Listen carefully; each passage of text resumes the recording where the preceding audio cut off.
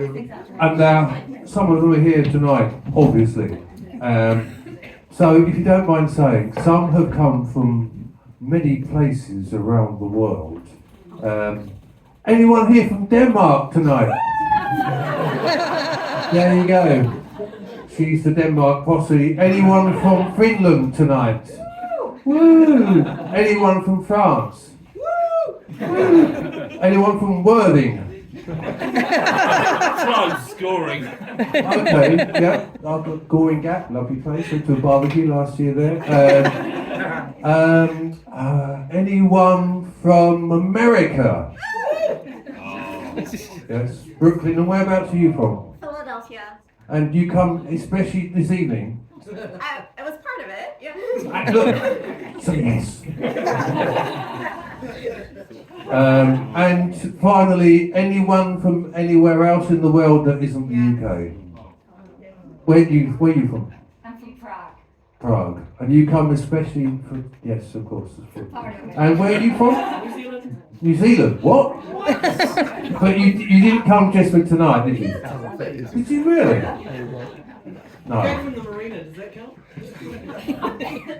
Not really, no. Okay, now, I don't need to say this, but, you know, you've got to do an intro for every guest.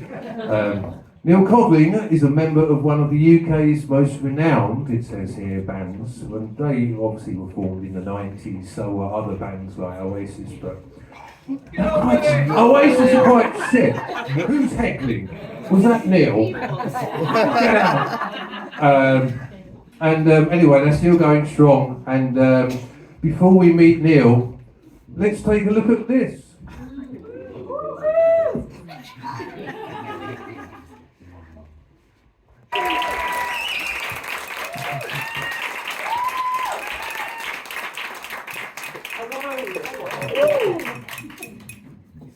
Thank you for coming, Neil Codling. It's a pleasure. What can I do for you? Wow! Can everyone see me? Is that alright? Yeah, because some of those couldn't quite see Chris Can we properly. recreate that Italian interview? You talk in Italian, I just kind of go. I can't do that, but we've got someone from Italy here tonight, I think. But anyway, Stacey's the Italian person. Yes. I asked this to our guests last week, Saffron from Republica and David Arnold, what their first record was that they ever bought. Do you know what yours was? Is that with my own money or? Okay, if you remember, do you know what it was? I think it was Another Brick in the Wall Part 2. Oh, really? But the first thing that I had was maybe Bright Eyes. Oh, Art Garfunkel. Yeah. Both 1979. Yeah. I think the first record I was really into, I think, was Rock Me Baby by Andy Kim. I used to dance around to that in my... Yeah, bit of a cheesy American ballad from the late 70s. No, it's like I don't know, mid-70s or something. Okay. How's it go? I'm not going to sing. Maybe later. A few more waters. Yes, okay.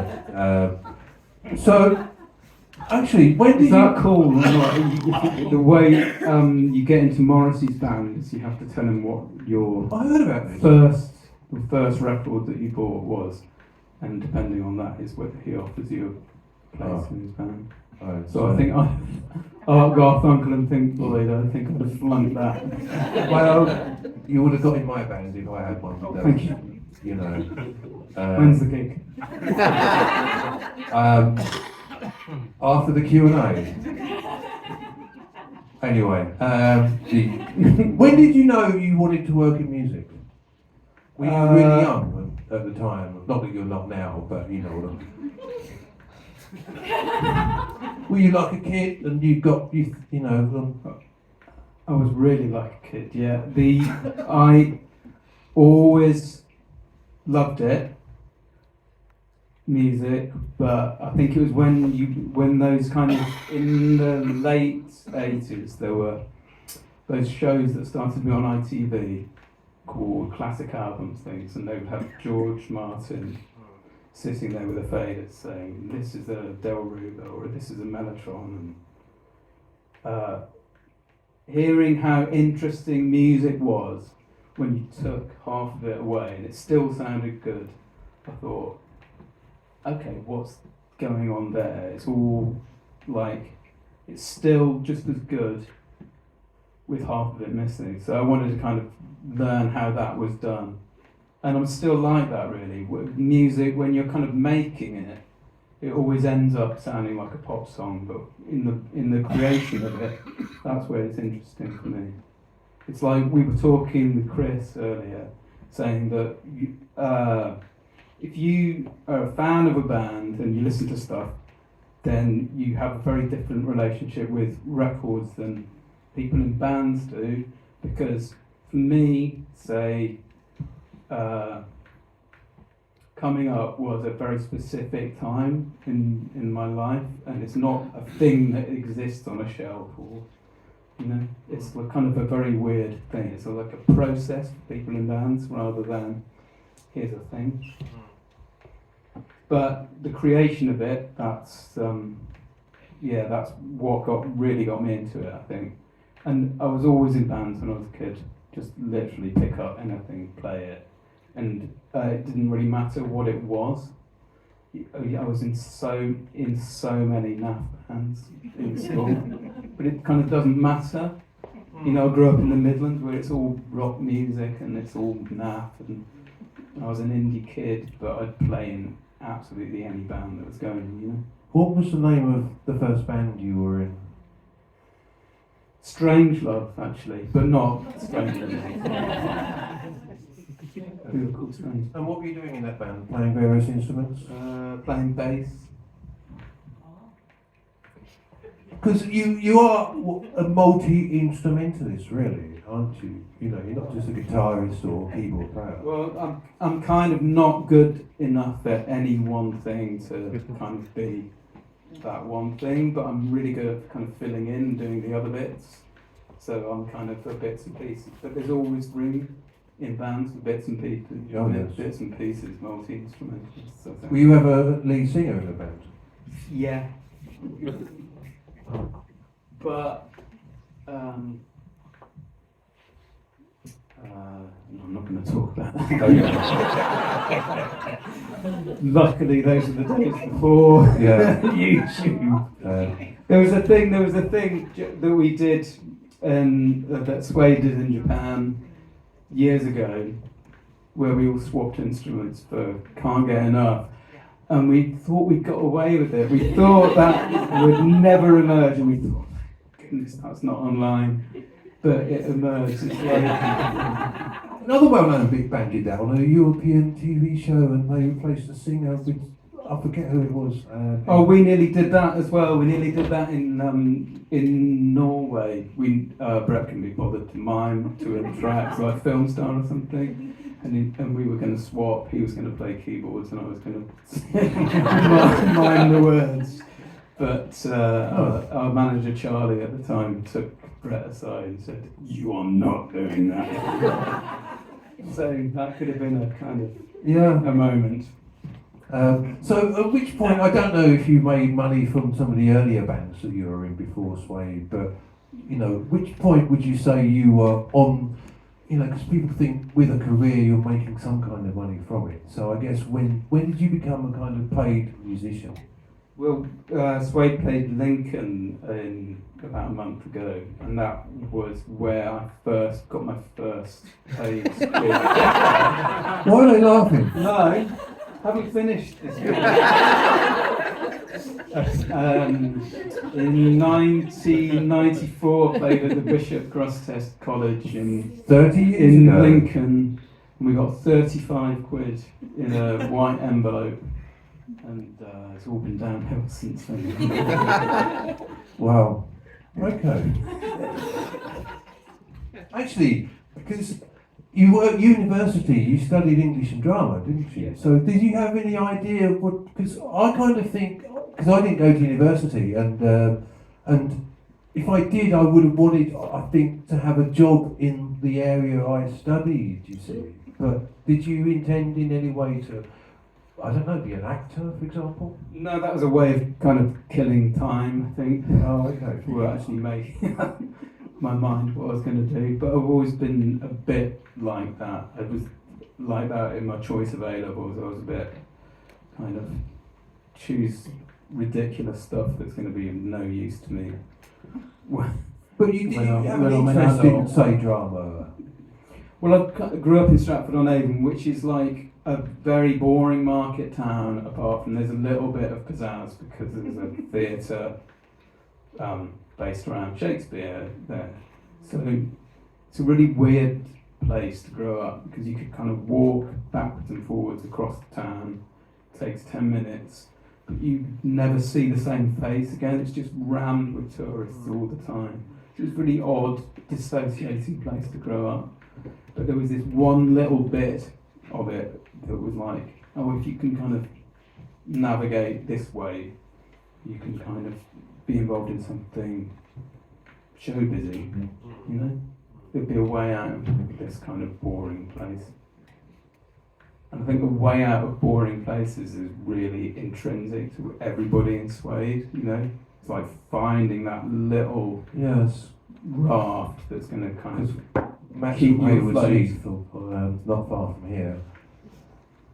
Anyone from Hayward Heath here tonight? Oh, sorry to hear that. So, yeah, that's the point actually, isn't it? Was music a kind of escape in some way, would you say? Yeah, definitely. It's like something that you could,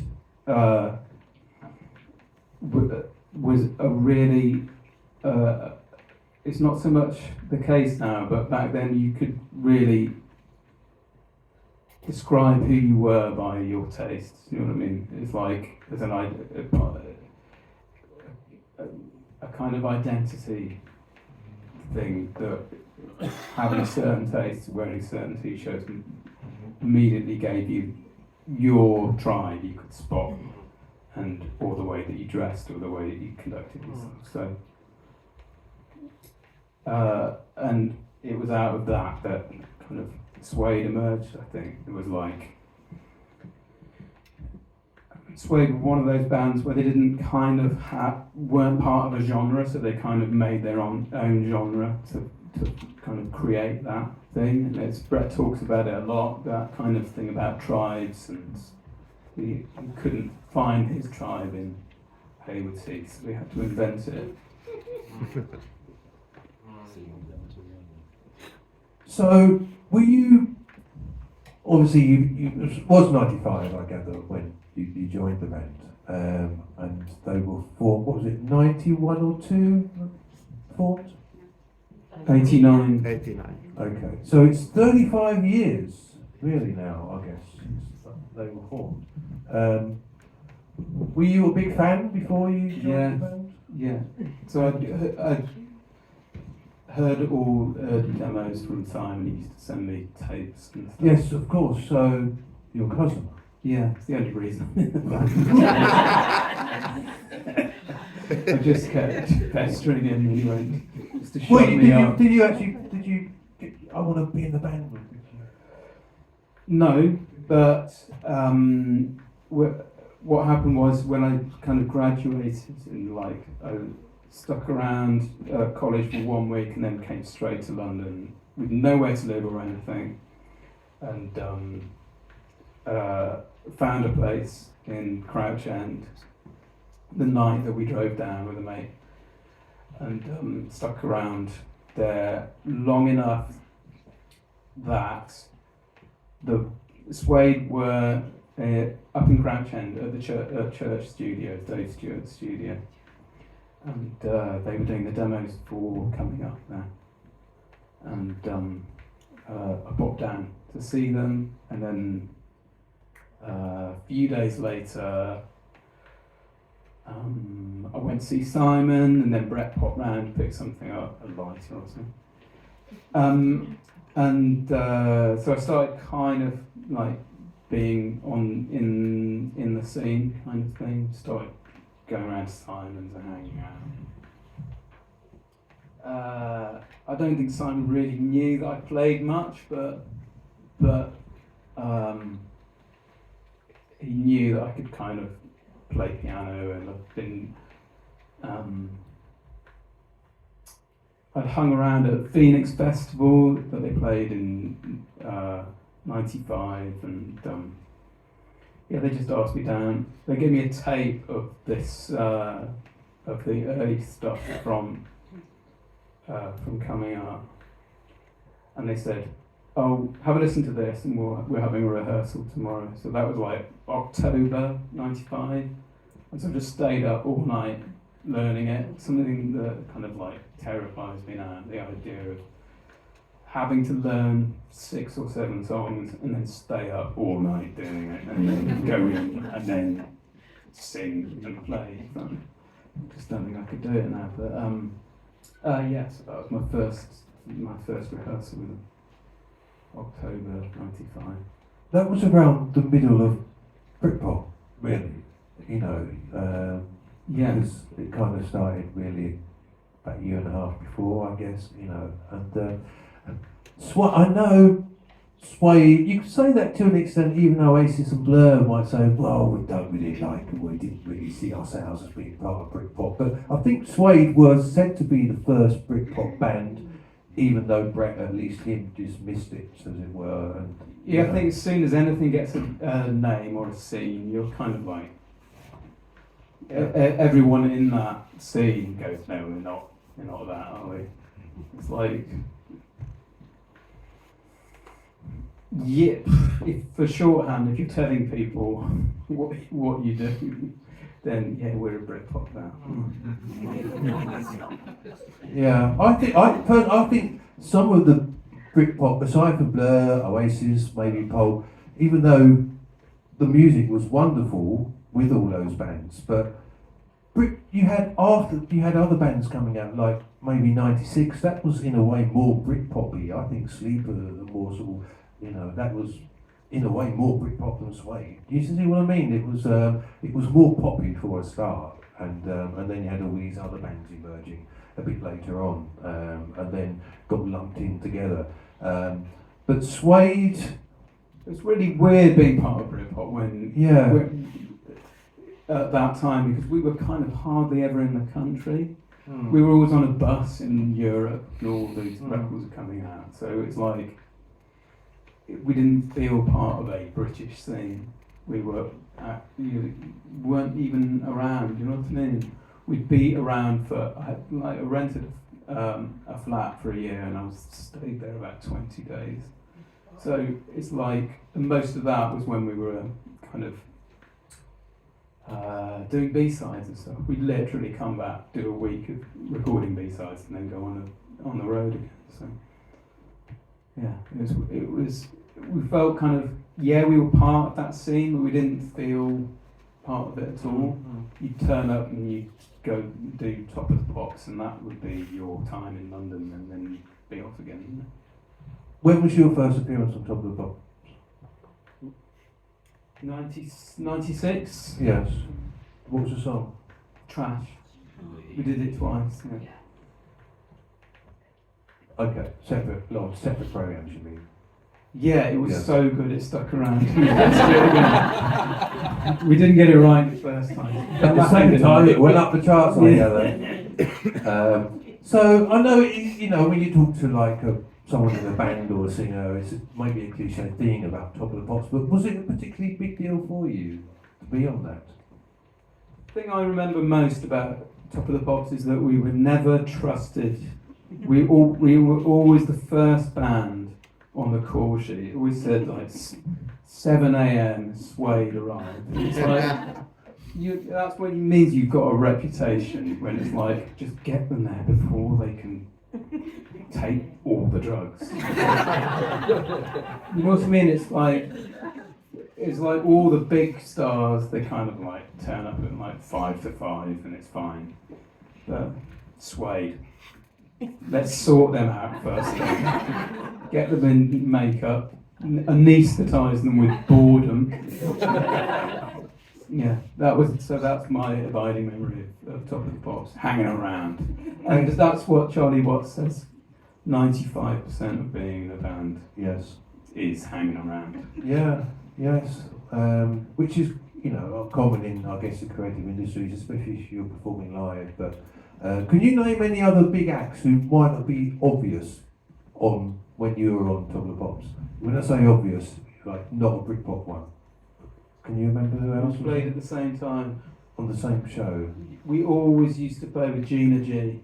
Oh really? Oh, just a little bit. Remember Yeah. Gina G? I think we had five singles, and it was always just a little bit. Oh right. Yeah. You can. So this was about 96, you say? 96, 97, yeah. Okay, maybe you could do a tour with her.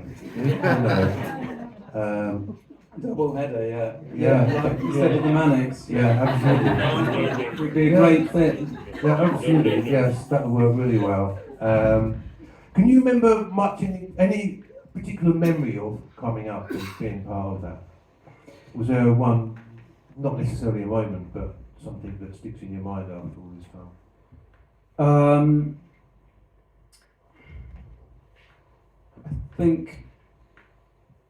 I remember we were at Townhouse Studios. We had hand clap parties and Sorry, hang. hand clap parties with Boy George.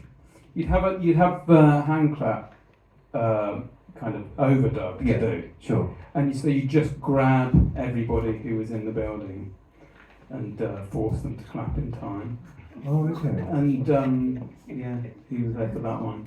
I remember OMD were making 7 Seas of Rye in the next studio down.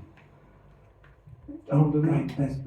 Sailing on the Seven Seas. Yeah. I hate that Oh song. no, 7 Seas of Rye is That's Queen. That's Queen. Isn't Yeah, it? no, they had a hit around that time called Yeah. Sailing on the Seven Seas.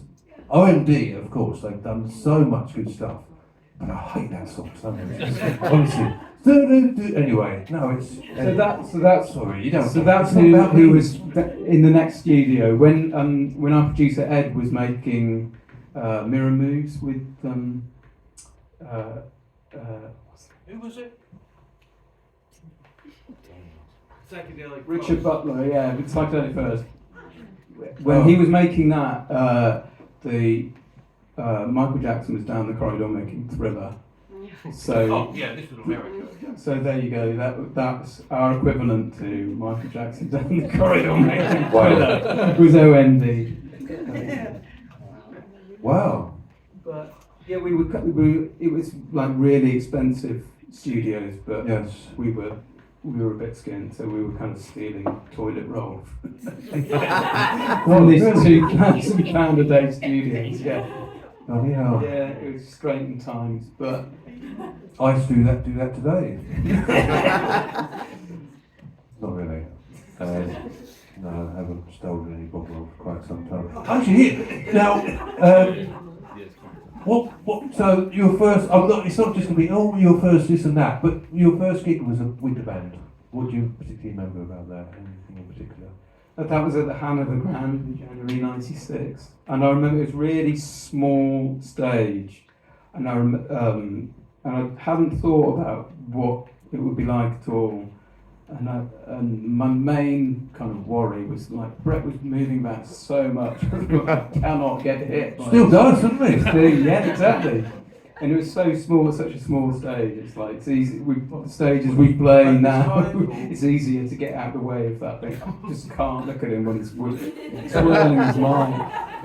Oh, that Brett, Richard got hit on the head once, and it's just like I can't even think about that. And I'm sure he did back then, but he still jumps into the audience and stuff. Yeah, doesn't he, yeah. really. Has he landed on any of you before? Yeah, I'm sure he has. Was it good? Anyway, moving on. Somebody asked us about that, about the like ABBA and I think Kiss are doing it now. Oh, doing that kind of like. Yeah, the Voyage and the 3D. Yeah, and we played Coachella in 2011, and they had a hologram of Tupac there. Oh, okay. And it's like somebody asked us about whether we could do that, and I think we're the one band that you couldn't do that because you can't have a hologram. No, yeah, when we're dead, Yeah. we're not going to be able to carry on because you can't recreate kind of No. a hologram sweating over the front or walking through the crowd. Or swinging a mic and, you know, and yeah. So I think it's like the one band that we can't do it. blimey. Wow. I wonder how that would go down though if there was a Suede kind of, when you're all dead, a Suede 3D tribute act to it. But then ABBA aren't dead and that. But anyway. Let's not think about that. We've just established it wouldn't work. It didn't work. So, Head Music, it's nearly 25 years ago already since that came out. So you were 25 years old at the time, weren't you? You were 50 in December. Yeah. Now, that album though, you became a real, even though you were before, but a real kind of significant collaborator with Brett on writing songs, particularly on that one. Yeah, I had a couple of co-writes on Coming Up, but there was a few more on Head Music. Yeah. How did that kind of develop with writing? I don't know really. I wasn't really brought in to be a writer, but I just kind of ended up giving Brett stuff to write to. That was kind of in that vein of the stuff that he was writing. I don't know. It's weird looking back on Head Music now because it's like there were so many missteps. It's like I can see why we thought about it. We did it at the time because you used to get adverts for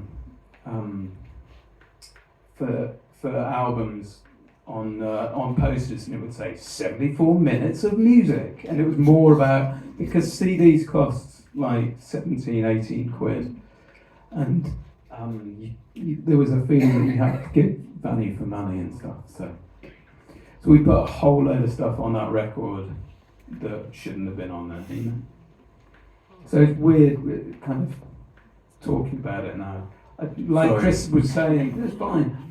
But Chris was saying that he doesn't like looking at his old stuff. I don't like listening to old things either. It's like, it's really weird. It's really weird to kind of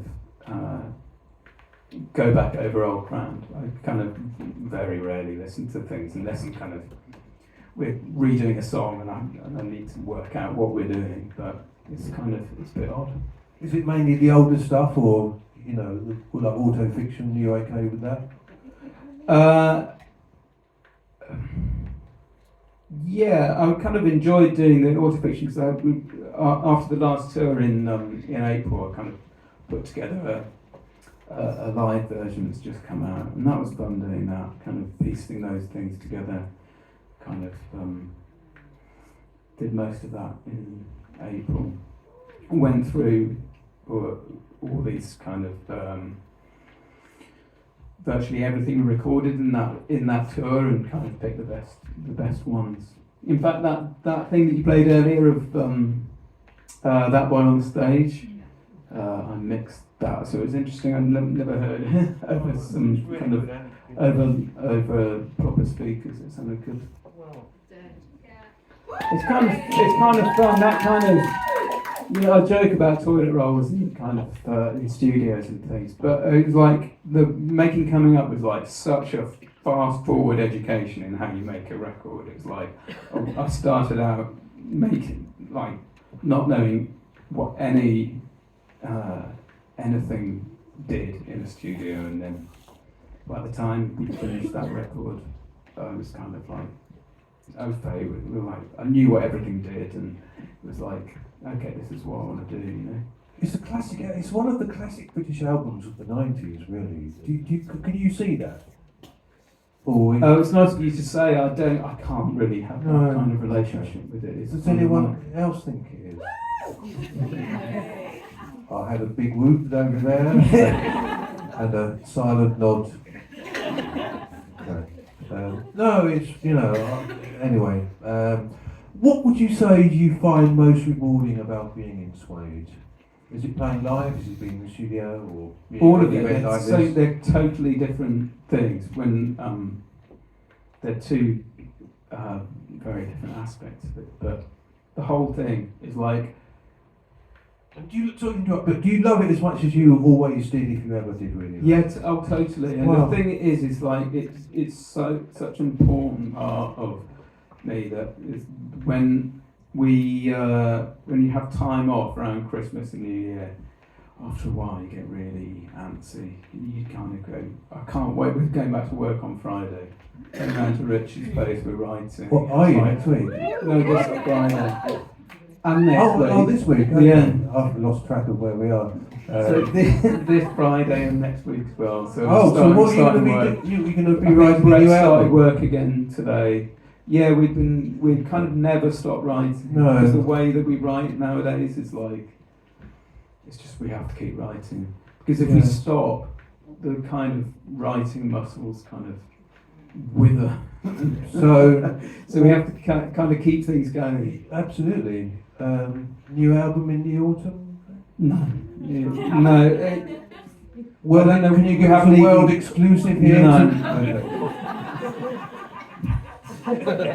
It always takes longer than you think, and I think the one of the reasons why Always Fiction works, I think, is because we were about to go into record, and then COVID hit, so we had a lot more time to kind of keep going, and that really benefited things. I think always more work, especially these days. It's not like the classic era of the first two albums and coming up, where pretty much everything we wrote ended up on a record.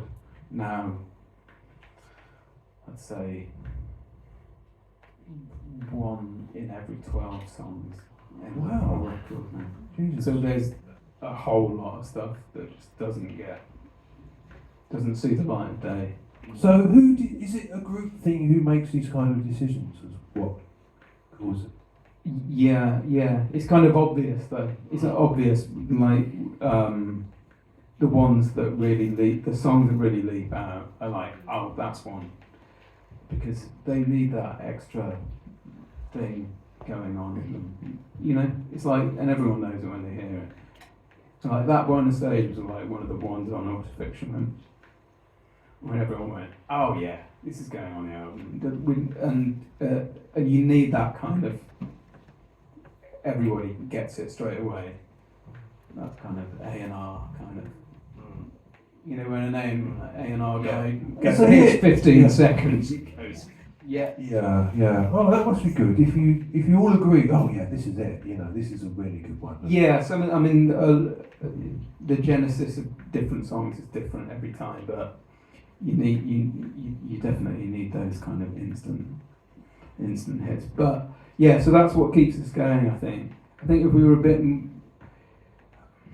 there's lots of our peers who kind of get together once every 10 years and play big festivals and then go away again and then come back. And I don't think, well, for a start, we're not big enough to be able to kind of have that as a business model. So we have to kind of keep working. We have to kind of keep going, and it's just, I don't think we ever sat down and had a 5-year plan with the kind of getting back together. Just think, we just kind of look at each other and go, do another one? Yeah, go on then. And until the time where we kind of look at each other and go, no. So we kind of, then we'll just keep going. But it's kind of, we never discuss the future. We just kind of do it, we just keep working. And I think that's kind of partly to do with our inability to communicate with each other. Really? I was just going to ask, are you all really good friends, actually, except Simon, who's your cousin, but Each other. what the whole band, or you and Simon? Go on, tell us. No, I've said this before. It's like we're all mates. It's just we're a bit tired of each other's jokes by now. You know, the Who's the banter biggest- is who- wearing thin. Who's the biggest joker in the band? Well, the funniest guy is Simon, Oh, really? but he's very dry. And he doesn't kind of, he's not. He doesn't come out with jokes. Matt's a joke guy, but yeah, the banter's kind of wearing thin after 30 odd years. Yeah. And is Brett not necessarily a joke teller, but is he kind of? Because I don't know. So obviously many in the audience know. I don't know how well they know Brett or the other band members, but they, because they're loyal fans as well, they may see him as some. I don't know Brett or whatever, but is he like not necessarily a barrel of laughs? But maybe he is. Is he someone you can like? What's he really? Yeah, what's Brett really like? Go on, tell us. Yeah, but is he someone who Now we get to the true. Yeah. This is it. I know why I've been brought here. Well, when I do my tribute act, I need to know anyway. No, some people say I look like Grey Anderson. So,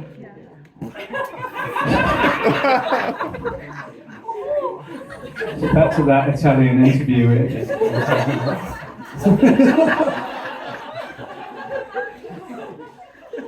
Come on, we're going off script. yeah, okay, I did write that one down. Okay, now, Chris, the wonderful editor, he was saying at dinner that he's rather a fan of Penguin Cafe. Yeah. Of course, being a member. Yes. So, how did this come about? I think I'm no longer a member. May have been sacked, but I wasn't told. But I was in the band for about 10 years, yeah.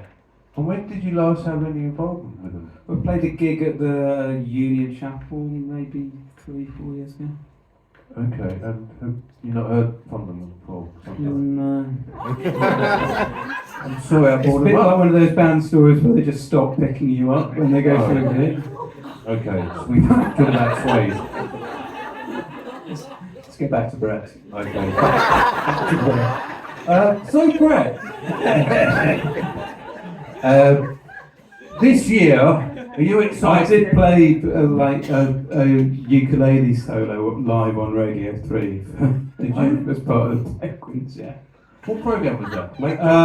It was a prom live on Really? on the radio. That's yeah. quite something. And it was, where was the venue? Not the Albert Hall. It was the album. Really? That's Yeah. quite something, isn't it? What year was that? We played there 2009 and 2010 or 11. Well, that is, to play live at proms, broadcast on Radio 3. That live radio is the most nerve-wracking thing that you can do in a band because it's like there's nothing to distract you away from the actual noise that you're making. It's like wow. Because actually, kind of reminds me, on the way here, from when we were having dinner at the Ivy, not really the Ivy, KFC, not really. You were saying about promo, and It's closer to KFC than the Ivy, isn't it? yes. No, I enjoyed the meatballs very much, actually. Very good. La Iguanas, there you go. But the promo you have to do with an album coming out and everything else, and is that a slog? Because you mentioned magazines. It's a lot of fun at the start, and then Yeah. after you've been doing it for a few weeks, it's you just end up repeating yourself and driving yourself mad. But that's part of a necessary part of it. It's absolutely fine. If you have to kind of, like I was saying earlier, if you're playing a gig in a place, you have to talk to the local newspapers and magazines so that they know that you're playing. So Yes. it's absolutely fine. It's just part of it. Have you ever done an interview with the Argus in Brighton? Matt is a big phoner guy, so he will have done it. Yeah, Oh, okay. Well, definitely. I'm glad you haven't done that with the Argos, because anyway, enough Oh, about that. is that bad form? Well, I'm just very sloppy. Anyone from the Argos here tonight? Get out. No, they're not really. Thank God for that. So, of course, you're playing with the Manic Street Preachers. Yes. How do you We've done feel? two. So how I feel about that is Yeah. we've done 2 tours with them already. Yeah. We played in America and Yeah. we played Asia just in November. So yeah, it's Was been anyone really on great. any of those gigs here? Yeah. Blimey. Are you the kind of people who follow Suede all around the world? Yeah.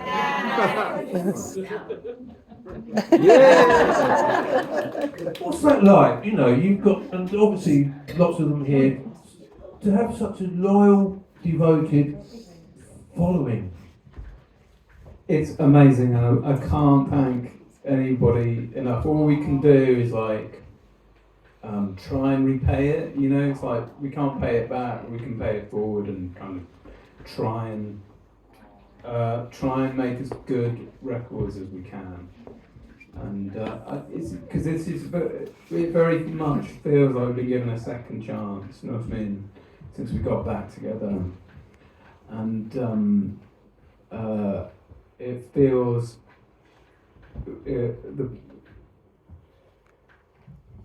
much more of a privilege, and I think that it did the first time round. It's easy to get jaded when you're just kind of, because we used to tour so much, so you tour for like 16, 18 months every record, and it would just drive you insane. But we try to kind of temper that and not do that, because we know it would just make the band split up again. So we kind of have to rely on the few shows that we do to be good enough that people kind of want to come and see us, and to make good enough records that people will buy this record and the next record, or buy a ticket to come and see us and learn the words and sing along and jump up and down. Because that is like, I mean, that is everything that we could want. You know what I mean? Because you don't do that with every band that you listen to. No.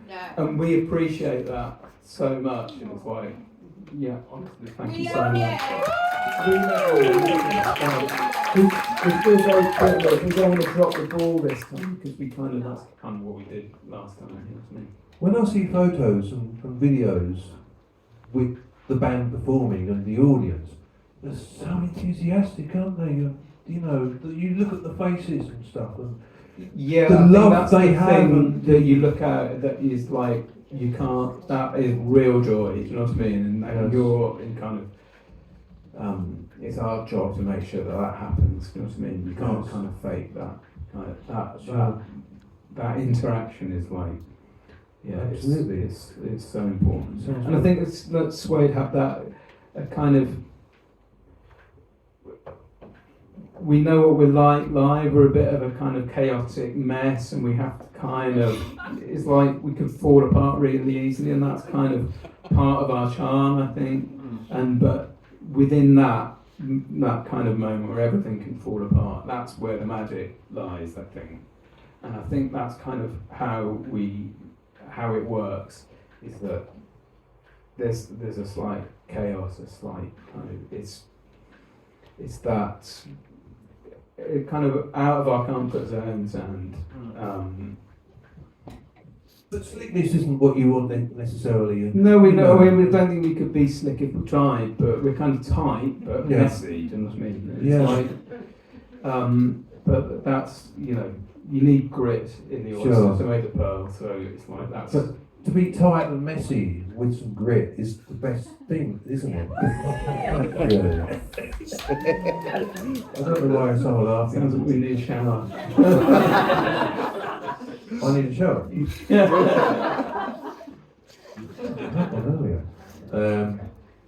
So, other than recording the new album, Yeah, we're not really near recording yet. Okay. We're having a meeting at the end of January to see where we are in terms of so how is it much we've got. To okay? Is it just the band? Any producer or manager there as well? Don't know yet. So, Okay. no, I'm not giving you any exclusive. I have your manager's number on my phone. And actually, you did this. Oh God, where is it? Pretenders, Shepherd's Bush or somewhere like that. Yeah, we've got 2019 and Yeah. I love the Pretenders as well as Suede, obviously. But I really they're do. so amazing. Wonderful. We Chris talked is about that as well. One of the great voices in rock. I love She's Chrissy. amazing. She's amazing. Yeah. Like if you put the Pretenders' best of up against anybody's best of, it's Yeah. like it stands up against anybody's. It's Definitely. amazing. You know, they're one of those bands that everybody, I think, knows at least one of their songs, whether it's Brass in Pocket, Don't Get Me Wrong, Back on the Chain Gang, whatever. You know, and her voice and the writing and just, you know, fantastic stuff. So, I really love those people who just don't give up. The kind of the Frank Zappas and the Marquis Smiths and the Chrissy Hines who just go, right, I'm just doing this yeah. and try and stop me. I just love it. You can't give up if you love it and you're so good at it, really, can you? You know? I mean, it's just something you have to do. I think we're all. It's a lot of bands stop because, you know what I mean. It's like it's difficult to kind of recreate that first flush of where people get you and fall for you and stuff, and it's difficult to recreate that moment or to make your 10th album as interesting as your second, you know. But I mean, the fact that we want to keep trying and making new stuff. I don't know what drives us. Otherwise, it's like we're just really obsessed by music and making it, and I don't think we want to do anything else. It's fantastic that you're able to, you know, not have to steal bog rolls and be able to make music. Those days are firmly behind us. Yes. We now, I don't think there'll be any, but we're going to see if there are any questions from the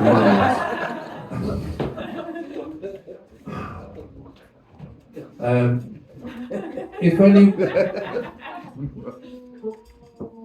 If anyone has a question for Neil Codling of Suede, About Brett. formerly of yes. Then okay, right. We will come to you, Anson, but we'll come to you only because, and you asked one for Chris too. Only because we'd like, but we will. But just get the other ones out of the way first, including you and the Gordo. Hello. I wanted to ask, in terms of like the albums that you weren't a part of with Suede, so like obviously Debut, Film As Art, and You Morning. Do you feel a sense of ownership over those songs, even though you weren't a part of making them? Like when you have to,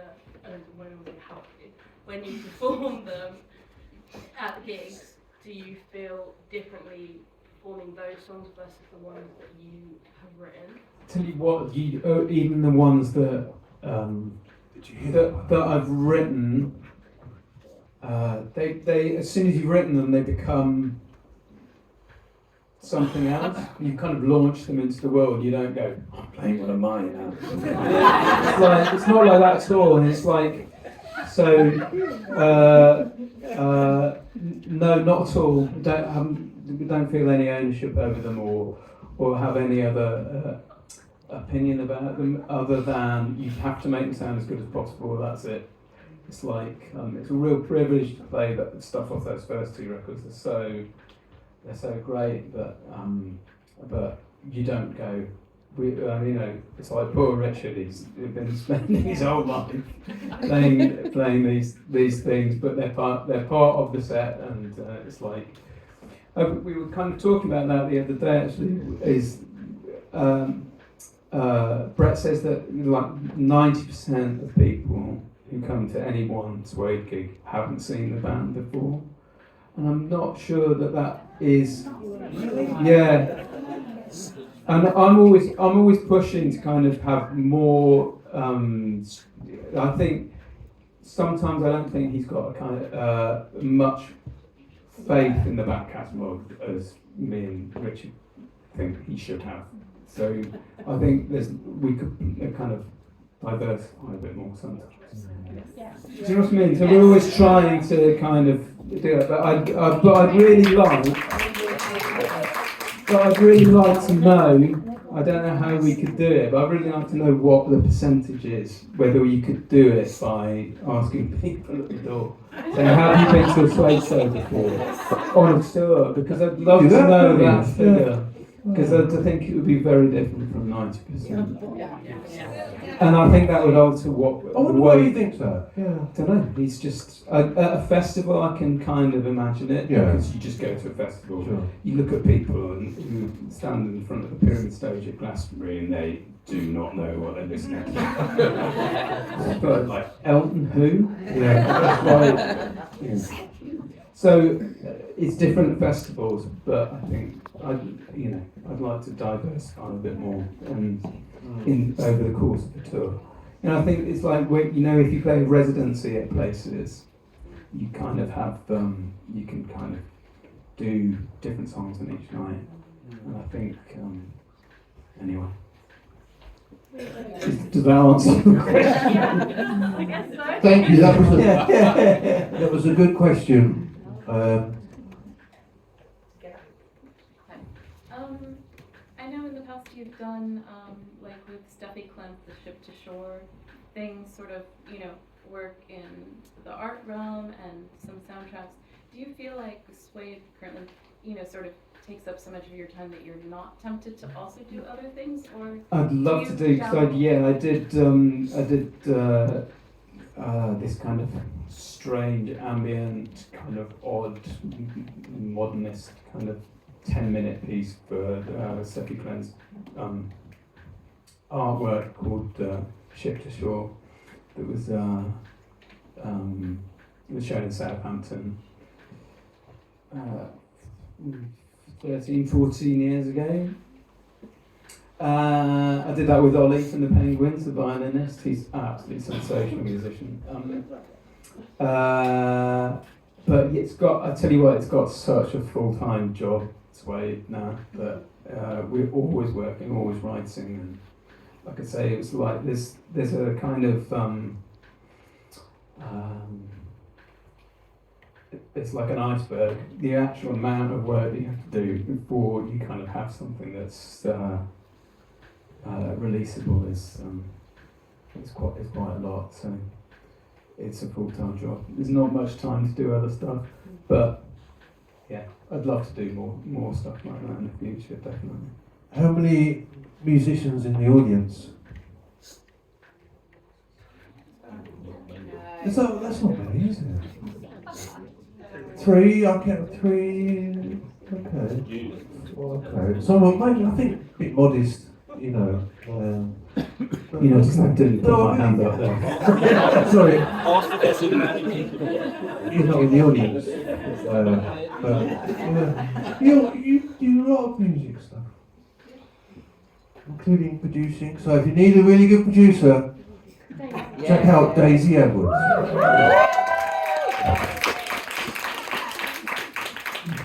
Oh, Daisy. Your turn for a question. Hi, so I won't be offended if you are honest about this. What did you think of Hull when you were there? I am from there, but I don't like it. I worked at the Valley for a while, and there was a DJ there, and she came to me one day and she was like, "You like Suede? You like Suede? I played in bands near Neil, and every time I saw her, she'd be like, Neil fan." And you're clearly very well remembered. Who was that? It was Priya from Cake, I think. Oh yeah. Wow. Okay. Very What did I think? I liked it. I liked Hull. I'm glad I nearly went to Canterbury instead, and I'm glad I went to Hull. It's a much more kind of grounding place, and I think I had a much better time than a lot of people do there. The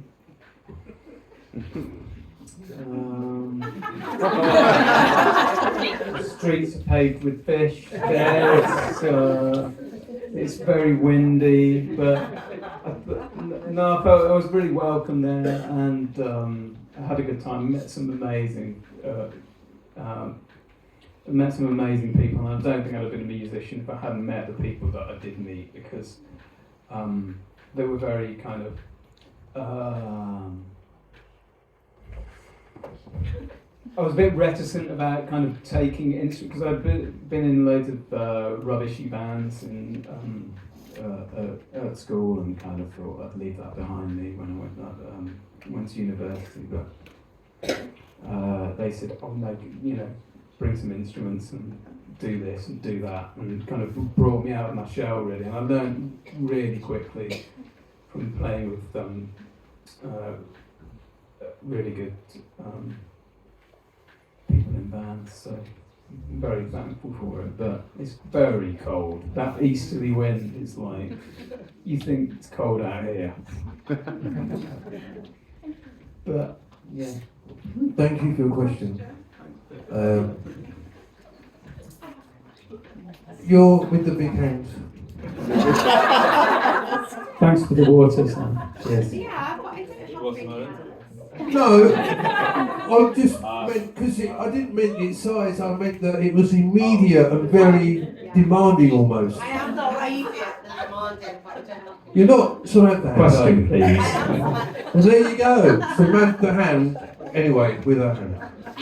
Brett recently on the tour said Yeah. that Autofiction was the best album of Suede. You would don't listen to the things that you say. Don't believe I was the just going to lies. ask what you think. Well, What do you think? I don't really have that kind of relationship with things. It's like it belongs to you lot once we've done it.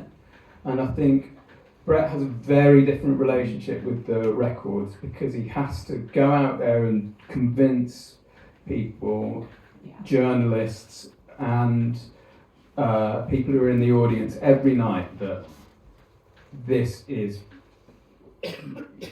he's got to sell these songs to people. And so he has to have a very different relationship, because it's all about all the ideas. We're just kind of creating the background music for it, but he's got to sell these ideas. So it's great that he really digs it, but it's his relationship with the music is totally different from ours. I'll tell you what, he genuinely believes it. He doesn't say things. We believe Yeah. it too. He's on stage is his you can always take, he's very truthful. Yeah. It's like he doesn't disguise. It's like that's not part of him. He's always very honest and open on stage. Thank you. Thank you, Samantha Hand, for your question. Go on then. Me. Yes, the editor. I was myself and actually one of my friends were wondering, with the obvious exception of all of the bands that you've been in, are there any bands that you would have really loved to have been a part of? When I was growing up, I really liked 10cc, and I thought I could be in 10cc. And I thought They've done some fab stuff, haven't they? I thought they were absolutely brilliant. They were all multi-instrumentalists, and they were all brilliant at what they did, and they could all sing, they could all play, and they were really formative influence on me, because it's like it's really odd. If you listen to their music, they've got like 2 serious songs, but Including I'm Not in Love. I'm Not in Love. There's a song they did called Flying Junk, which is serious. Maybe Old Wild Men. The rest of it is a bit, it's a different form of entertainment in the 70s. You know what I mean? You had to be belt and braces, and you had to be.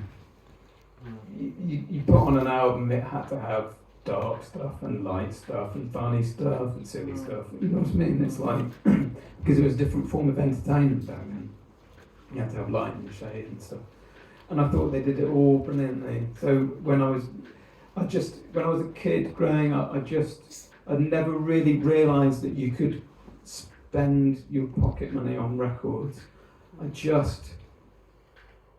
listened to what was in the house, and those were the records that my sister left behind when she left home, and so I really got to know, and that's one of the first bands, them the Beatles, that I fell in love with, and I always thought I could be in Tennessee. I don't know what I'd do in Tennessee. I think that's partly You could do why. Oh no, I'm not in love. Yeah, I've tried to recreate that. Have you? But yeah, I think partly the kind of musician that I am is informed by that they could do everything, that they could all do everything. It's a good question. It was. I was just thinking that.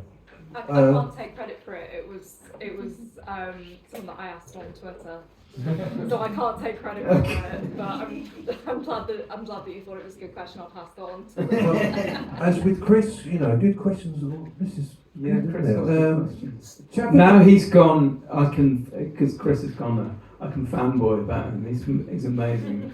He's an amazing editor. He's brilliant. Yes, absolutely. He's brilliant. At the back, very back.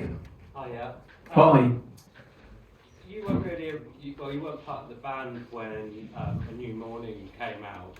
So when the band split up for the first time, how did you hear about that?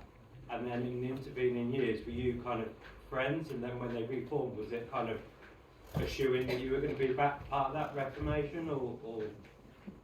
I can't remember how I heard, but that's 2003, wasn't it? I don't remember at all, but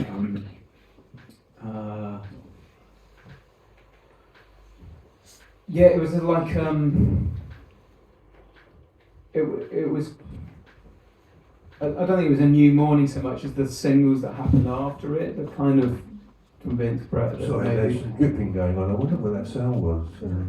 it's Anyway. the appropriate soundtrack to talking about A New Morning. Drip. No, I don't want to diss it because I wrote some songs on it, but it was just the band was kind of running out of ideas. That's all, and needed time to go away.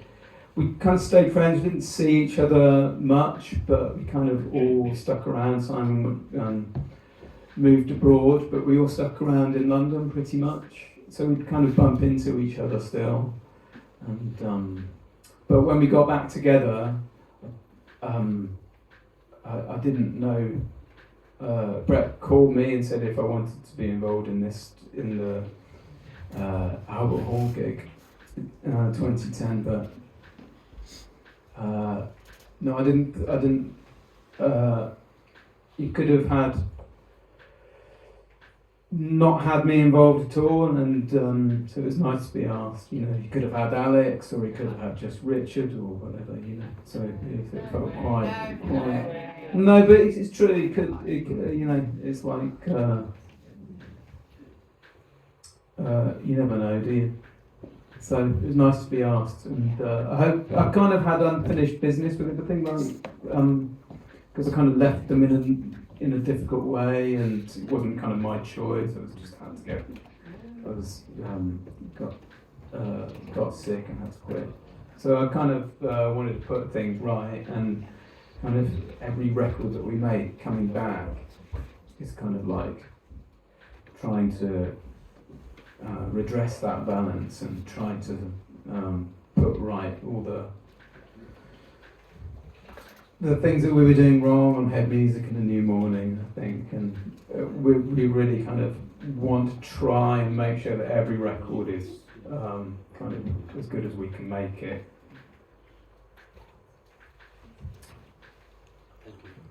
Hey, thank you for your question. Thanks. Go on. As you know, the Suede walks, I think, very, very popular. David stuff, yeah. Is that? Sorry, I'm not really familiar with. Is that you have to walk in a certain kind of way? Yes, like the Ministry of Silly Walks, but. Oh. Okay.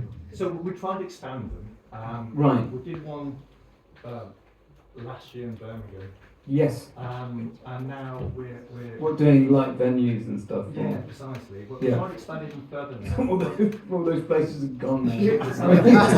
But we want some tips because we live near a really boring market town called Stratford-upon-Avon, and I know it far too well. so we're wondering whether you give us any tips of where possibly we could go around Stratford.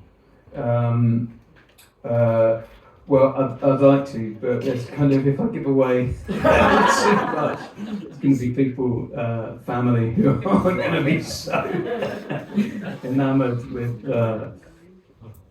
that. But there's places that you can add in London that I'm sure David doesn't know about, or we should make a list sometime. Yeah. I know, for instance, that there's a track on the album Night Thoughts where,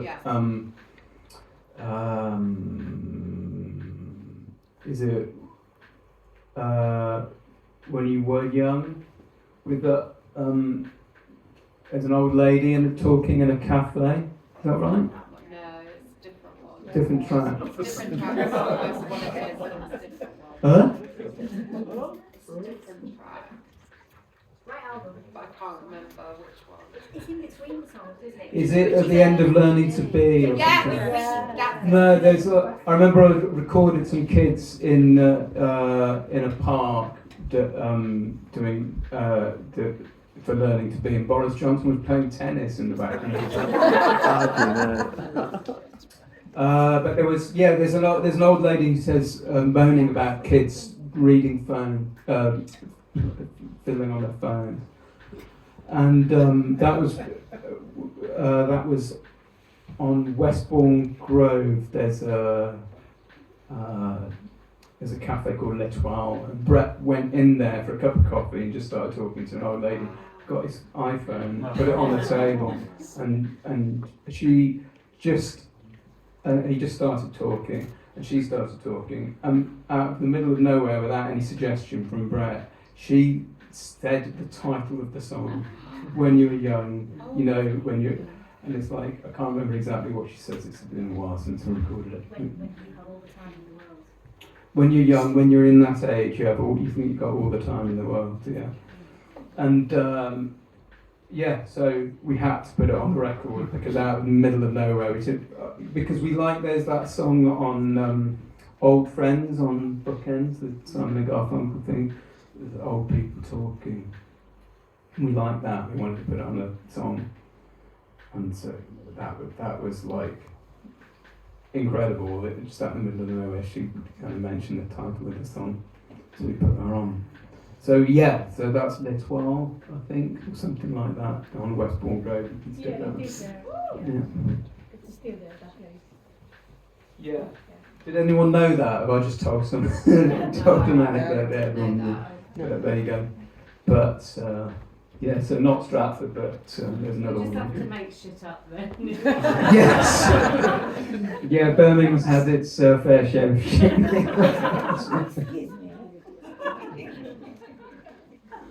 Thank you for. We may come back to you in a moment, but thank you for your question at the back, and there's a hand over. Yes.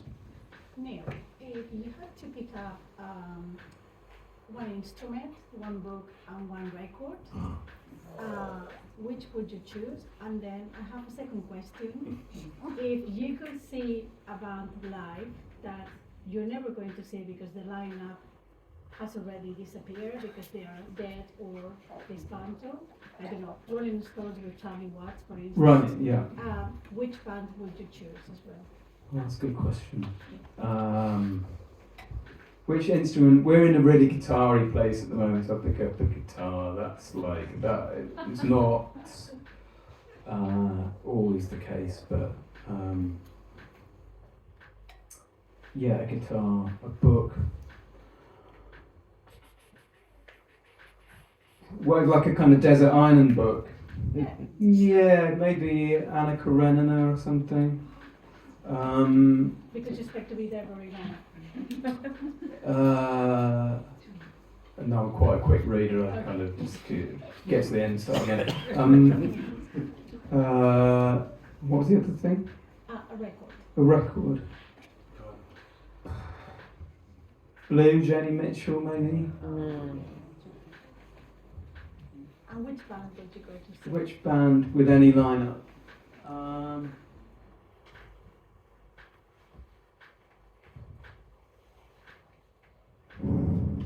That's a really difficult question. Because they're all dead, I'd like to see the Ramones at CBGB's. Yeah. That's a tricky question. Okay. What was the first band you saw the first well-known band you saw play live? Well-known band, Yeah. Pink Floyd. Oh really? That's a good one. Yeah, but it wasn't the best era. Oh, It was yeah. 80s Pink Floyd. Love them dearly, but Oh, okay. I saw Moorhen, yes, you on the end. So two of your bandmates have written books, and I dropped my phone. Three. Two of your bandmates Three. have written books. Yes. Sorry, your current band. Is there a chance that you could release a book? And if the answer is no, if your alter ego were to write a book, what kind of book would it be? Right, okay, so three members of Suede have written books. Sam's written a book, as well as Matt's written two, and Brett's written two. What the world really needs is fewer people. It doesn't have to be a Suede book, like Matt's wrote fiction, so like. Yeah, maybe one day, yeah, but I think I'm kind of quite contrary, so I think if I was going to write the kind of books that I read and really like aren't really kind of popular books. I like kind of really obscure modernist stuff. The kind of writers that no one reads at all, like Arno Schmidt and Christine Brooke Rose, and I don't know. Maybe, but one day, but none of you are gonna like it. Well, I'm sure if you wrote a book, there'd be Careful what you wish for. people in the audience here will snap it up, won't you? You'll buy a copy, won't you? Wasn't as enthusiastic as I thought the response would be, actually. You got your hand up. Hi there. It's a simple question, but I think it's difficult. But what is your favorite space song? Whoa. What do you mean? One that he may have co-written? Oh, or any one at all?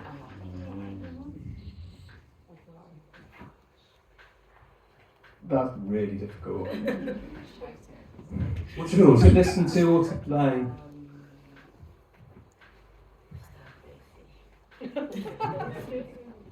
Come on, there's better ones than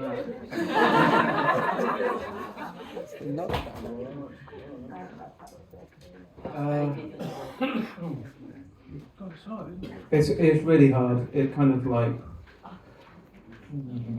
Is it like one of those, what child you want? That's no one's favourite. I don't know, what would I like to listen to now? Maybe something like High Rising or something?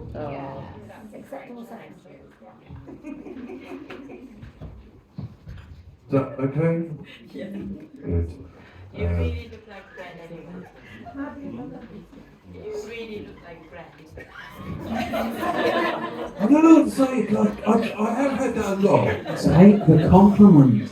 Okay. It's scary in this country. Sorry. It's scary in this country. Well, not us. The others. Was it you, Corinne, who said it? I said, is he a heartthrob? And you said, yeah. I don't know anyone to... Anyway, the next question. Have you asked one yet? Me? Yeah. It's Chris Wyatt. Oh, yeah, okay, go on then. And then we will come to you, okay? Do you want me to answer in the style of Chris Wyatt? I'm not sure really. Go on then. You can ask it first. Yeah. You said before about Brett giving you the call for the Teenage Counter Yeah. concert. If you've not received that call, and you've worked in Suede for the last 14 years, what do you think you'd be doing now? I'd be doing music, I think, but not. I don't think I'd be I don't know. I would have joined Penguins, I think, anyway. But in fact, I joined them before Suede got back together. So I don't know. It's not that they dumped you, Music. It's that they've changed musical direction, Penguins. It's all very much Yeah, that'll just now, not. isn't it? It was, I mean, even the original Penguins had about, if you look on Wikipedia, they've got like past members and there's like a list of 400 people. So, I love yeah. them, but it's not as much fun without you and Dan. It's not as much, Darren and- yeah, that's the thing, it's the good time boys they got rid of, I think they need to see rock and roll. We haven't finished yet, but I just want to say I think you're a very good guest.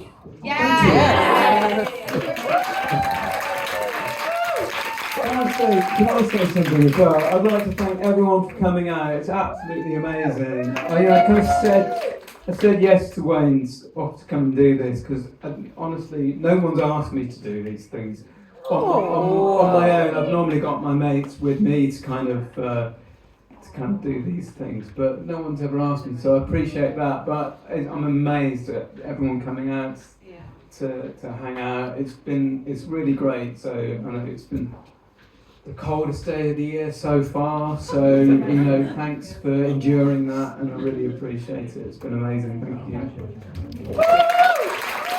Everyone's come such long distances as well. It always amazes us, That's very good to hear. So heartfelt thanks. Unless you want to go now, we can have a couple more. Oh, hello. Not that many. Not that many. I am But the oldest here. Can I tell you something? I ask you something. Do you know what's happened here in Brighton for a lot of years? We are from Sweden. Can you remember? Remind me. sorry. Maybe my Abba was here and do something. Yes, it was early April 1974 when ABBA won the Eurovision Song Contest up the road. Were you there? Home. In Sweden. Not here, but it's. Oh, sorry. Okay. Yeah. Did I not? I think it was very nice to you to tell us from Sweden that you remember. Yeah, absolutely. And we recorded some of Autofiction in Sweden in Benny's studio in in Stockholm. Did you see him? No, because he didn't want to come in because he was because it was during the pandemic. So he couldn't come down. He wanted to come down. Really wanted to meet Richard, but he couldn't make it down to the studio, so that was a shame. But, Yeah, that was a shame. Yeah, it's an amazing little place he's got. So I did get to play ABBA's keyboards. When they did Dancing Queen and all that.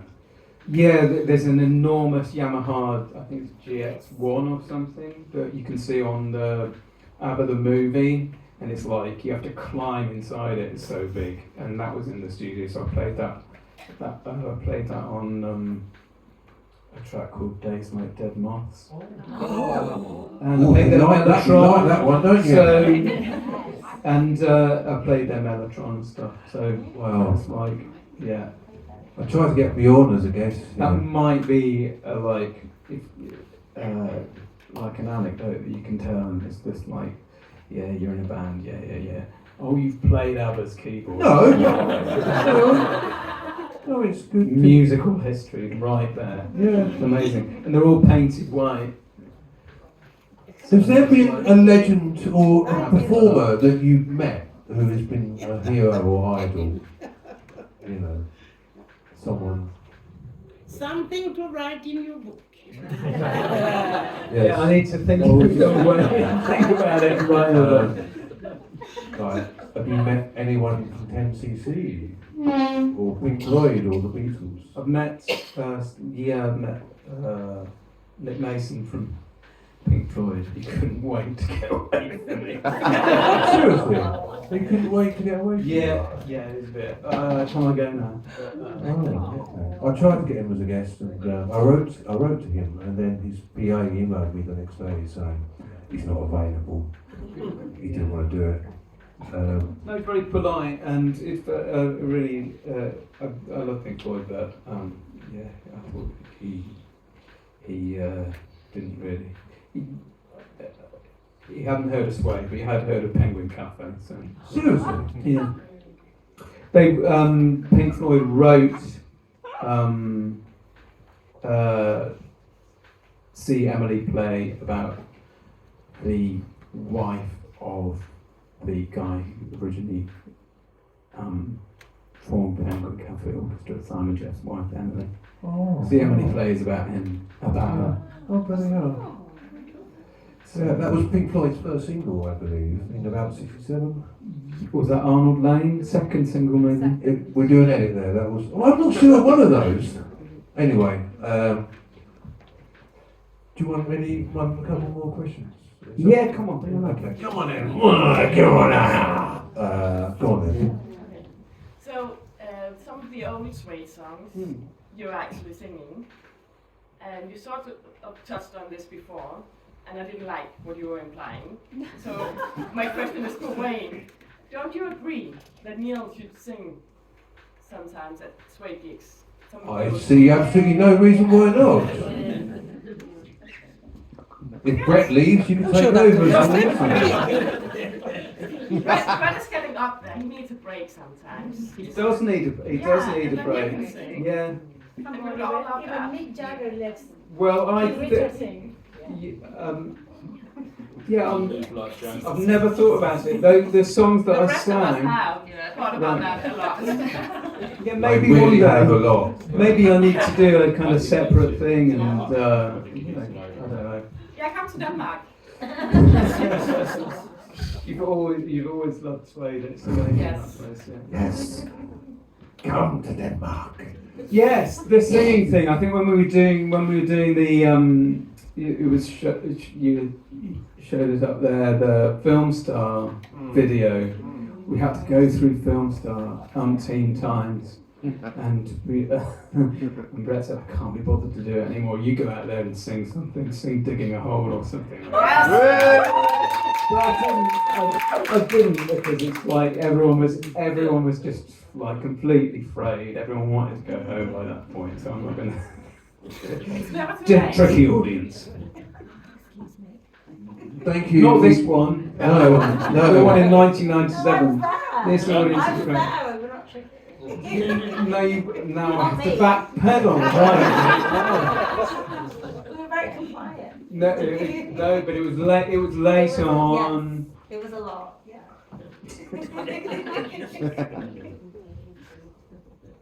We usually have a raffle at this point, but we haven't got one tonight. So okay, and you wanted to ask one, didn't you? Yeah. What's your opinion on New Order? Sorry. Yeah, I really like them. I prefer Joy Division, but I really love New Order as well. Yeah, I think a lot. Like Matt and Brett love them. Yeah, it's like they were a real kind of bit of a Suede touchstone, and Bernard really loved them as well. Yeah. You mean New Order or Joy Division? New Order. Okay. Yeah. But you do, as you say, you prefer Joy Division. Yeah, it's a bit dark, isn't it? So it's a bit more to my suits. I gather you're a fan of New Order. Favorite band of all time. Really? What? No, you shouldn't say that in here. Suede's my mom's favourite band, though. Okay. Well, that's all right then. You can stay. Do you have a favourite single by New Order? Blue Monday. Really? Okay. Solid choice. Yeah, a bit boring. It did change music forever. Okay. No, he may have done. I'm not disputing that or anything, but you know, true faith, brilliant. Regret, yeah. You know. Anyway, who? Yeah. Go on. Well, we were done. Wait. It's more of a request really. A couple of years ago I asked Brett if we could go into the studio, and then the vocals for Autofiction happened.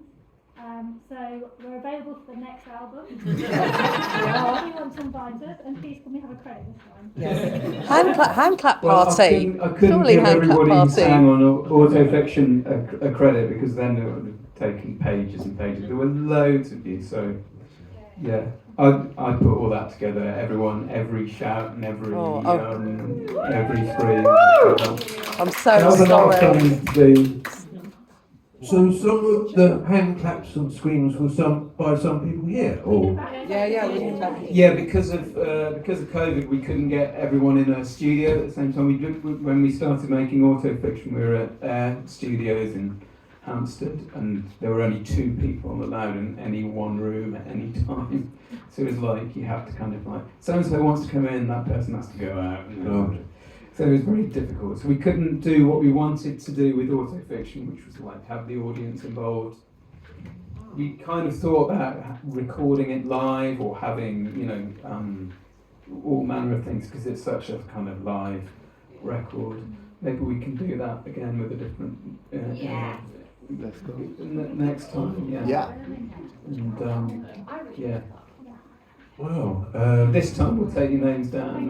But basically, if you sent in a vocal for the backing vocals on Autofiction, it got used in someone. Yeah. One or two hands over.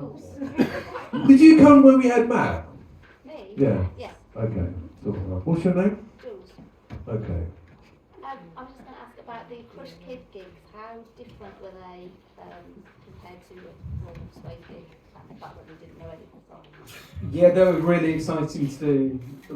At that point, we didn't really know the songs very well. Sorry, which gigs were these? I didn't get. So when we started doing Autofiction, we, in order to kind of give it a different spin, we said we were a band called Crushed Kid, and we played gigs without kind of like an assumed name kind of thing. Okay. And we did a couple of gigs. I think Brett really regrets it because at the end of the last, he loved doing it. It was a great idea, but the thing he regrets is that at the end of the last Crush Kid gig, he didn't say, "That's it, we're splitting up." And if you mention Crush Kids, and he goes, but it was fun. But I don't think we could do that again. But it was a lot of fun to do. It's kind of nice to have a kind of persona because a lot of the kind of themes on Autofiction is about that kind of fractiousness, the difference between person and persona and the kind of masks that you wear in life, and it's nice to kind of hide behind a different band name for a while. It was a lot of fun. We like small gigs, where you can see the whites of the audience's eyes is like, we're not, it's nice to play the O2, but we're not built for places like that. You have played there though, haven't you? Yeah. Yeah. But... Oh yes. Do you have a favourite venue? Might be a tricky question, but is there one that you think, yeah, that's great? Do you have a think? I'll ask. These questions are so difficult. Okay. It's the hardest kind of thing. Right. I don't know. Okay. Anyone else? Sorry. You mentioned working on a production of the vocals, and I know you also did some production on the Blue Hour. Is it something you are interested more in, and you could do in the future for next Suede albums? Yeah, sure. I did it on Night Horse as well. I kind of put that together because Ed had to leave. He was moving abroad. He had a job in America, so I kind of pieced that together and added loads of bits. And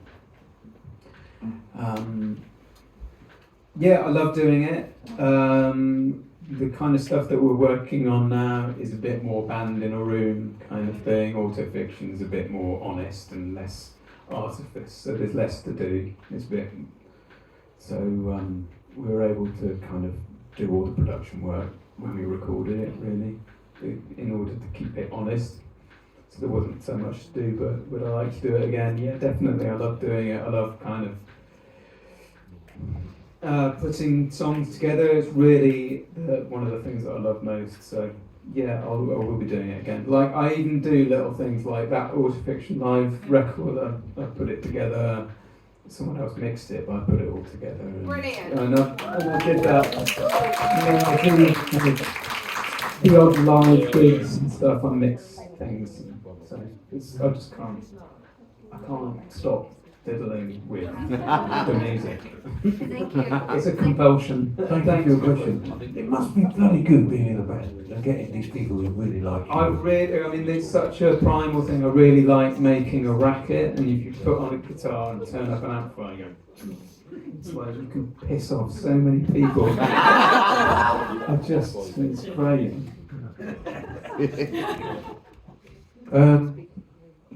Two or three more. Just a quick one, because nearly all mine have been asked. We miss you on Instagram and Twitter or X. I was talking about this earlier. I really miss Twitter as well, but when I go on, because I occasionally go on to just like, because Twitter's good for finding out some things that you need to know, but it's just such a hellscape these days. I just can't deal with it.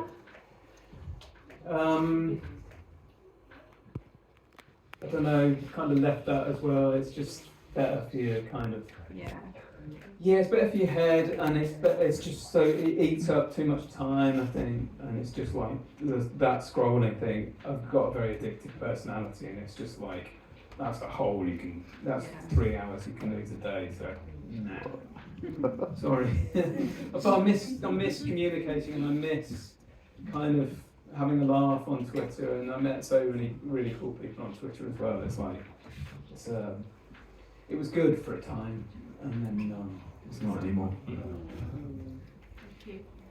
I saw a comment, it might have been on this Insatiable Ones group, about someone said, I miss him on Twitter, and, you know, but, so you're not on social media at all, really? You don't bother with that stuff, which could be shit, couldn't it? It's, you know, it's like... Can you imagine if I did TikToks though?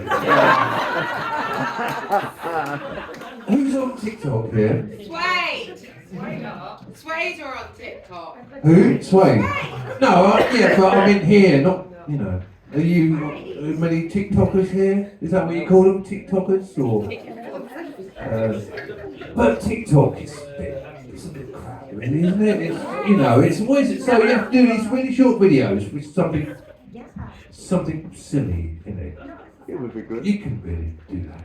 You will bubble that, aren't you? You can, I could do something good. Yeah, go on. So you've changed my mind.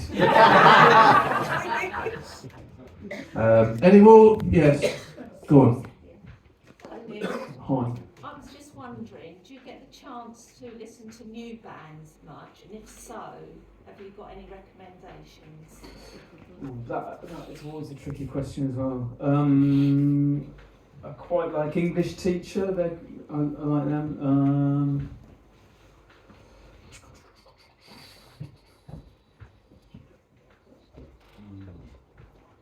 That's a really tricky question.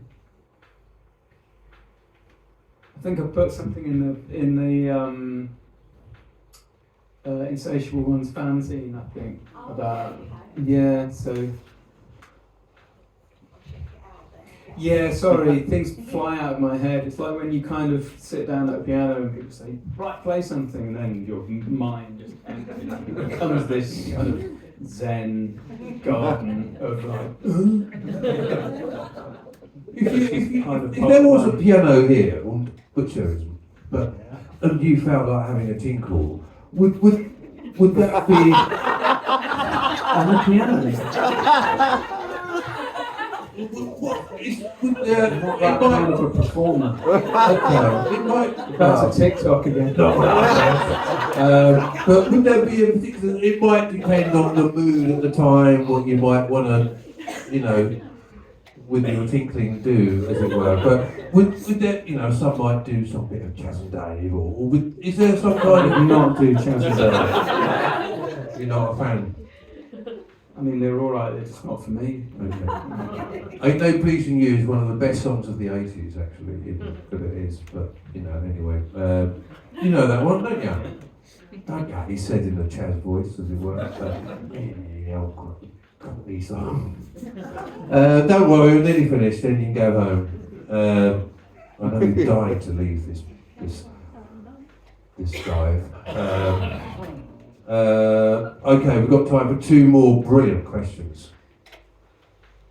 Oh, no more. Okay, any more? You don't have to, but. Over here. Oh, okay, go for it. I was just thinking about you saying about when you got your first paycheck for £35 to share. Can you remember what you spent it on? Good question. No, I can't. It should be emblazoned on my memory, I think. But it was in a white envelope, and it was cash. So I remember that much. No idea what I spent it on, but it was like, right, a breakthrough moment. I can do this. Yeah. Any more? One more if there are any. Okay. I am now going to say thank you. Someone at the back. Where? Right at the back. Oh, sorry, I didn't see you. Did you have your hand up? Oh, okay. I'm not sure if this is a brilliant question. I'm sure it will be. Neil, do you remember the first time that you toured in Asia? Because I remember in 1999 I was going to see Suede in Taiwan, but there was like the biggest earthquake ever. Yes. So it was cancelled. But then I managed to see Suede a few times in Taiwan later on. Yeah, we had. Touring in Asia for the first time? Or? Yeah, the first time I went to Asia was like we played Fuji Rock Festival or something, maybe in '96. Huh? Popstock. Were you there? Yeah. Was that the one with menswear and Pusher Man and stuff? Yeah. Yeah. So that was '96, and then we actually did play Japan '97. We did So yeah, but I remember the Taiwan earthquake. Yeah. There's a kind of eye of the storm around Suede sometimes. There's like a calamitous kind of like natural disasters that kind of follow us around. Oh, we are familiar. Yeah. No. There's a name for that. Yeah. We call it the eye of the storm. I don't know what your name is. Suede Travel Curse. The curse. There you go. Well, we Yeah. in Benicassim as well, many years ago in the 90s. Huh? In Benicassim as well. Yeah. I saw you, well, I was below 20 back then, and Blur played, or were meant to play, and they couldn't, but you played the day before, and then all the gigs were cancelled. Yeah, exactly. Yeah. Yeah, it happens a lot wherever we go. It's a really weird thing. Weather events, and we played a festival in Belgium where every other stage blew away while we were on stage.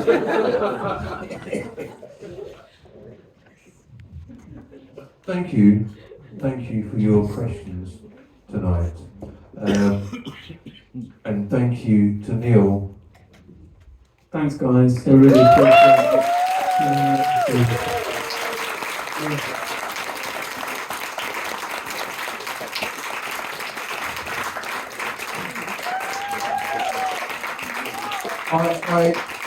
I have to say thank you to these Thank you to the latest music bar, the technician Chris, who's up there. Thank you.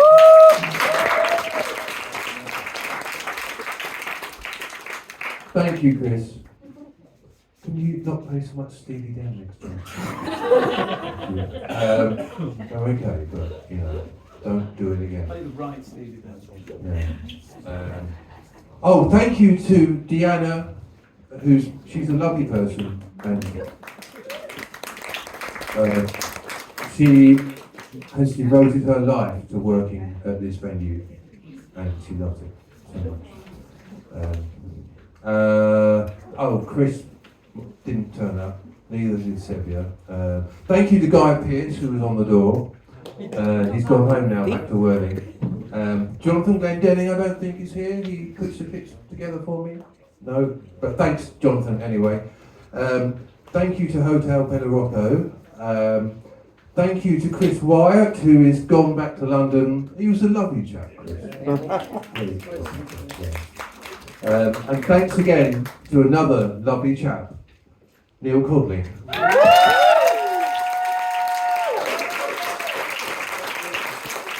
Now he is, unless I have contact before with the guests, which I didn't, it was with his huge management company of Suede and some other acts. You don't really know, like with lots of guests that correspond via email or your phone call or whatever, and you don't really know what they're going to be like. Some people told me that, oh, he's a lovely chap and all that, but if you don't engage with them, you don't kind of get a feel, you know yourself, you haven't interacted or spoken or communicated. But when we met at dinner earlier, I knew instantly that I was in love.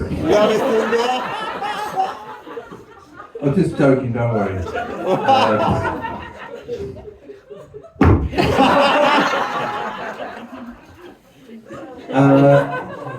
We'll be back next month with 2 events, and I know you've come. Many of you, I know many of you have come from many other countries around this world, but you know. Anyway, I'll tell you, we have a puppeteer, our next guest, called Louise Gold. She worked on 85 episodes of The Muppet Show, 41 episodes of Sesame Street. She's the only British puppeteer on The Muppet Show, and she also worked on The Dark Crystal Labyrinth, and loads of other stuff. And she did the Queen on Splitting Image, which some of you may remember. Also, we have an actor and writer called Lawrence Rickard. He's best known for Ghosts.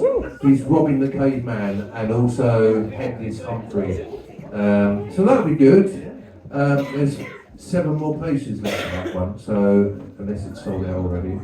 And then, I hope this isn't boring, but I just want to mention who we got coming up. And then on the 15th of February, we got a cinematographer, another behind-the-scenes film person.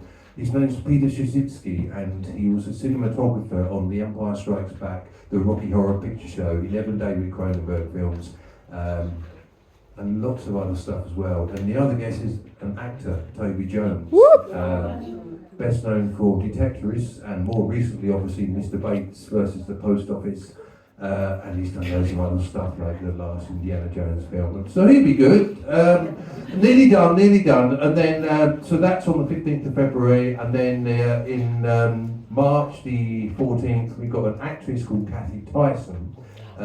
She was in one of my favourite British films, Mona Lisa, as well as Boiling Point and the 90s drama, which is nothing but Kay Mellor, Band of Gold, which is really good. I used to watch that actually, and she got a BAFTA last year for Help, which also stars Stephen Graham and Jodie Comer. The other guest at that event is Philip Selway of Radiohead, and then one more event to quickly plug. The other one in April on the 18th is a film and TV. Well, he's mainly TV producer and director. He did loads of comedy stuff like He directed and produced The Young Ones, Red Dwarf, Paul Jackson, and he did The Generation Game 45 years ago, and Two Ronnies, Cannonball, and the other guest is comedian Zoe Lyons, who's lovely and will be very good. I've done my plug-in for now. Thank you very much for coming tonight. You can go now.